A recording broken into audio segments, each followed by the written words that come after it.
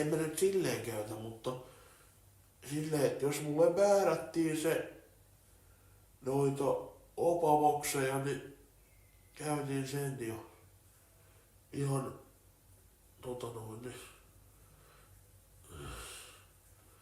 muuten vaan napsit päivittäin ilmas. En mä itse asiassa napsinut niitä päivittäin.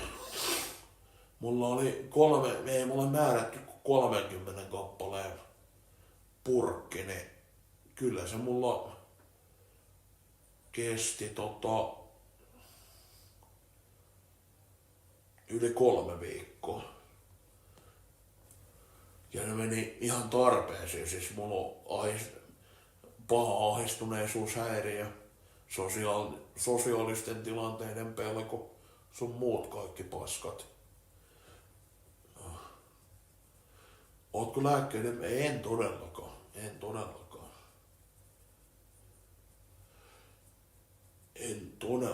En missään nimessä.